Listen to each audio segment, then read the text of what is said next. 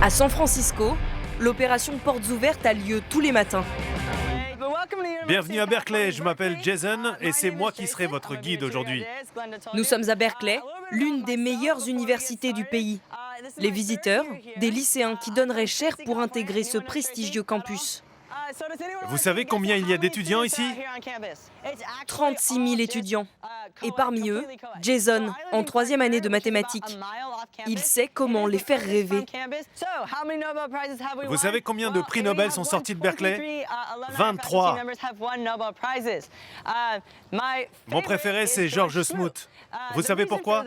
Parce que c'est quand même le mec qui a découvert l'origine de l'univers. C'est pas génial de se réveiller un matin et de dire « Hey, devine ce que j'ai fait hier !»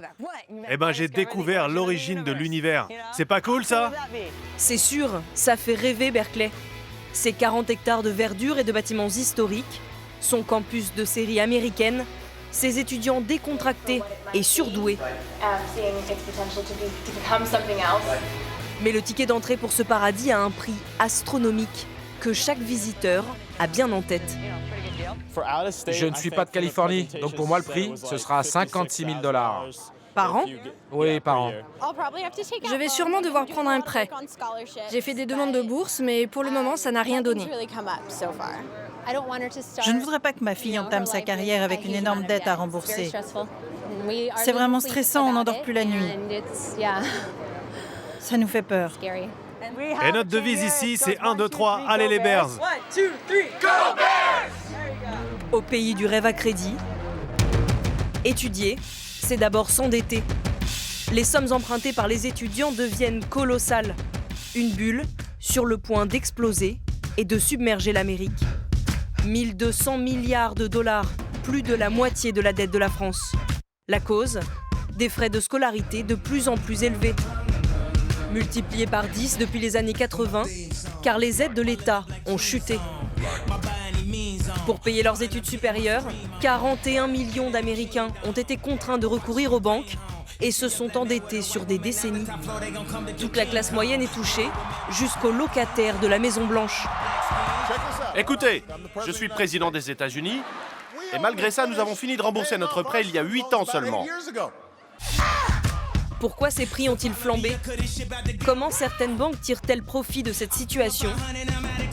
Quel est l'impact de cette superdette sur la vie quotidienne des Américains ?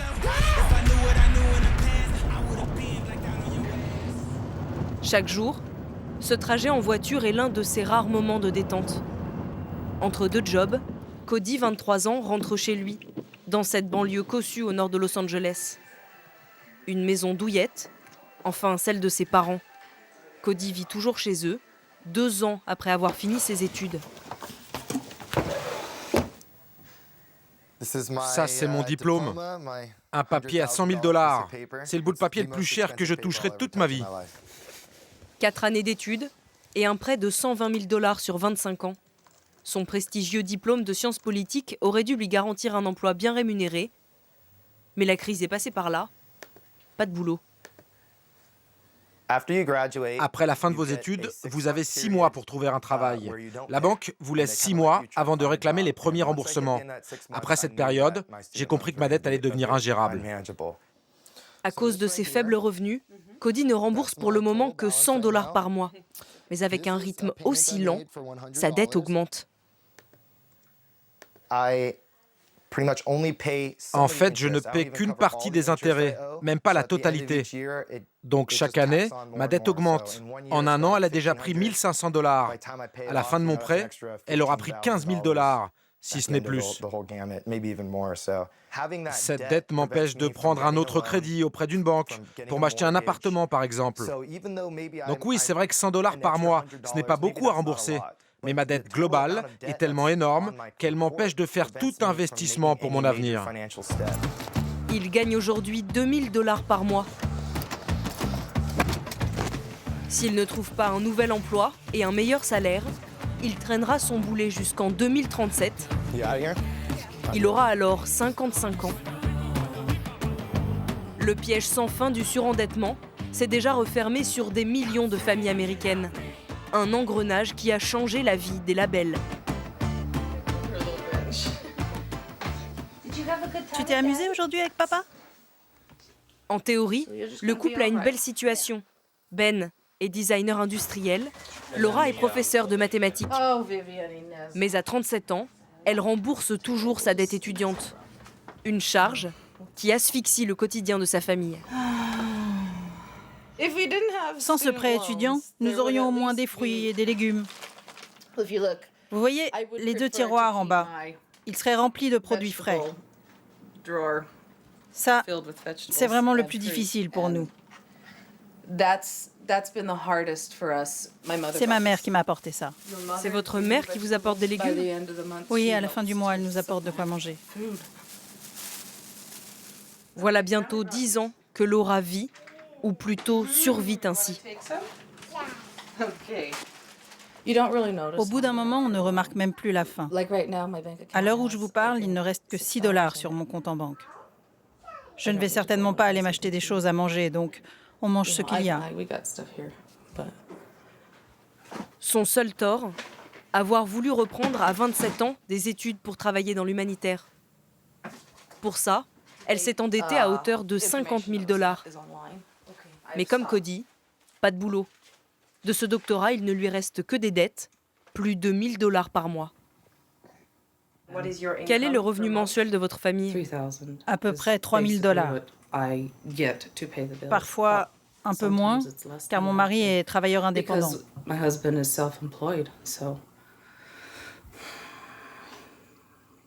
C'est une situation difficile? Oui, c'est une situation absurde. Ce n'est pas une vie.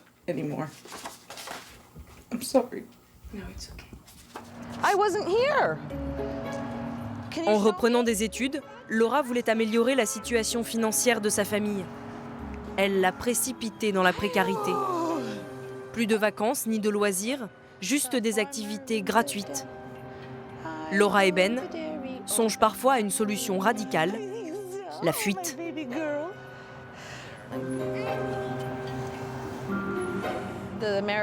Ce rêve américain, c'est devenu un cauchemar. Ça fait des années qu'on l'a compris. Ben et moi, on pense même à quitter le pays. Parce que vivre ce qu'on vit pendant encore 15 ou 20 ans, ça n'est pas possible. Je n'en ai pas la force. Comme Laura et sa famille, un Américain sur 7 est prisonnier de son prêt étudiant. Le phénomène a pris une telle ampleur que partout aux États-Unis, des associations tirent la sonnette d'alarme. Une fois terminée sa journée au supermarché, Cody travaille dans la plus importante d'entre elles. Les locaux ne payent pas de mine, mais Natalia Abrams, la présidente, est consultée par des hommes politiques de tout le pays. Alors attendez, laissez-moi regarder. Pour elle, la dette étudiante rappelle furieusement une autre crise. La crise des subprimes a provoqué la chute de notre économie en 2008 et même de l'économie mondiale. Je suis sûre que même vous, à Paris et en Europe, vous l'aviez senti passer. Avec la crise de la dette étudiante, on voit le même effet domino. Les gens qui remboursent un prêt étudiant de 1 000 ou 2 000 $ par mois ne peuvent pas s'acheter de maison, ils ne créent pas de foyer, ils ne font pas d'enfants, ils n'achètent pas de voiture ni aucun autre bien de consommation. Et plus il y aura de gens dans cette situation, plus ce sera difficile quand la bulle éclatera. Il y aura des conséquences partout dans le monde.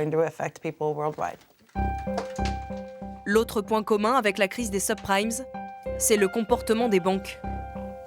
Ici, emprunter pour étudier, c'est un jeu d'enfant. Des dizaines d'établissements bancaires prêtent les yeux fermés, mais à des taux très élevés. Nous nous sommes rendus en caméra cachée dans l'une de ces banques.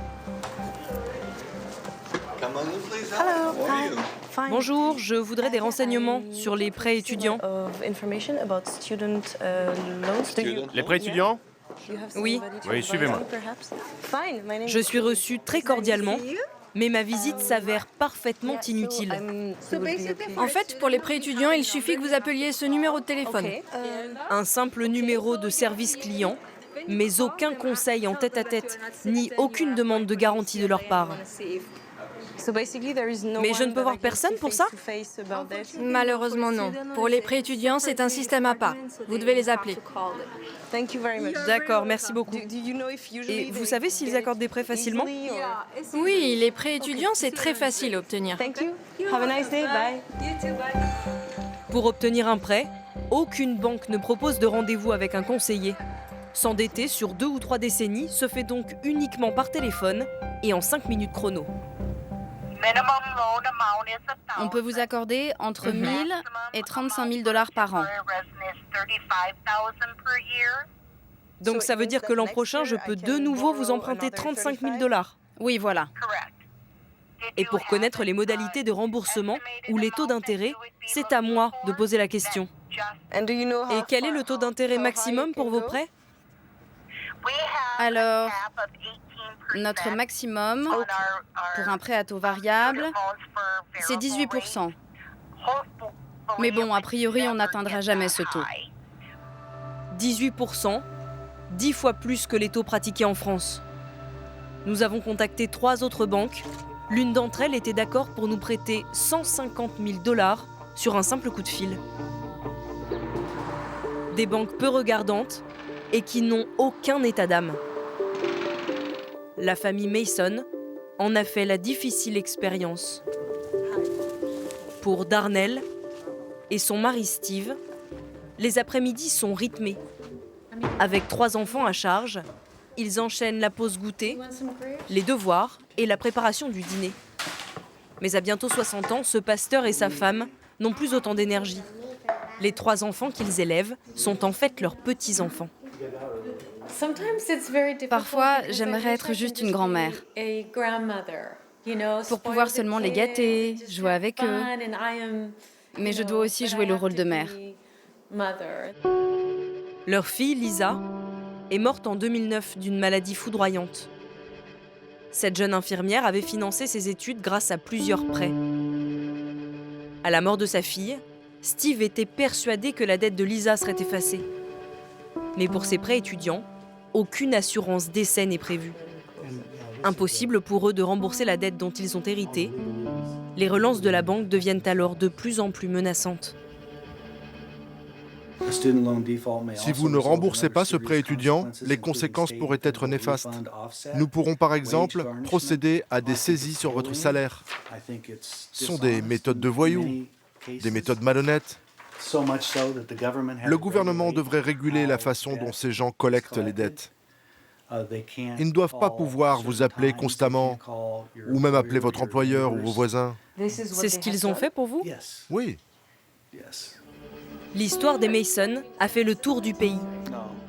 Devant cette mauvaise publicité, les banques ont accepté un petit compromis. Oublier les intérêts du prêt. Steve et Darnell doivent tout de même rembourser le capital, environ 600 $ par mois, pendant encore 20 ans. Ça va? Tu as compris l'exercice? Non. Dans une dizaine d'années, leurs 3 petits-enfants seront en âge d'aller à l'université. Les Mason savent déjà qu'ils ne pourront pas les aider.